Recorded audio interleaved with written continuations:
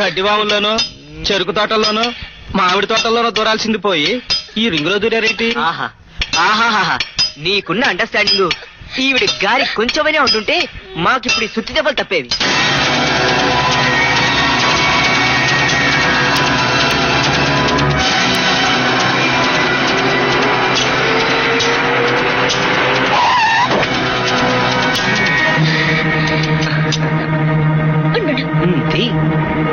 జాగ్రత్త.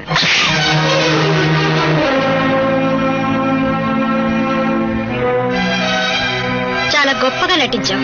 ఆ దెబ్బ నీ కూతురు కన్ను నా కొడుకు మీద పడ్డప్పుడే పడుండాలి.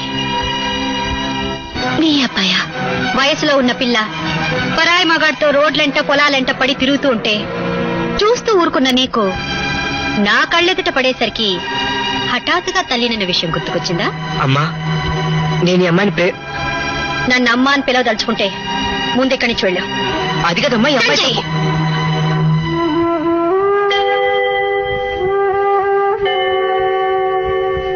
ఆగు.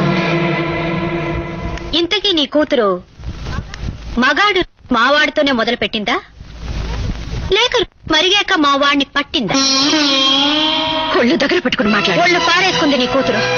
నీకేమాత్రం సిగ్గు లజ్జ అభిమానం ఉంటే నీ కోపం బరి తెగించిన నీ కూతురు మీద చూపించు. ఎందుకే బతుకో? అంత తప్పు మేమేం చేయలేదు. చా, దీని తప్పని ఎందుకంటారమ్మా? ఆకలిస్తే అన్నం తిన్నట్టుగా నీ కోరికలు తీర్చుకోవడానికి నా కొడుకును వల్ల వేసుకున్నావు. ఇందులో తప్పే ఉంది? ఇద్రాని, ఇది నా కూతురు అంటే నీకు పెళ్లి కాకముందు ఇలాగే గాలి తిరుగులు తిరిగావా? మా అమ్మ గురించి ఇంకొక మాట అన్నావా మరి దక్కదు. నోర్మి, నువ్వే నా కూతురు అయితే ఇక్కడికిక్కడే నిన్ను నరికి పోగులేసేదాన్ని. ఆడదానికి మొగాడు లొంగుతాడని తెలిసే నీ మొగుడు నీ కూతుర్ని నా కొడుకేరేశాడు. ఇంద్రాని, నా భర్త గురించి ఇంకొక మాట అనకూడదంటే నీ కూతురు నా కొడుకు వెంట పడకూడదు. అలా పడిందో నువ్వు చూసేది నీ కూతురు శవాన్ని.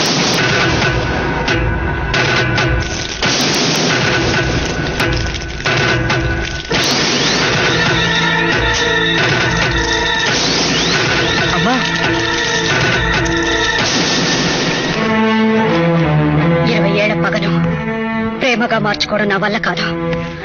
ఈ ఇంటిని చీకట్లో ముంచిన ఆ ఇంటి పిల్ల ఈ ఫోటోల ముందు దీపం వెలిగించడం నేను బ్రతికుండగా సాయించలేను.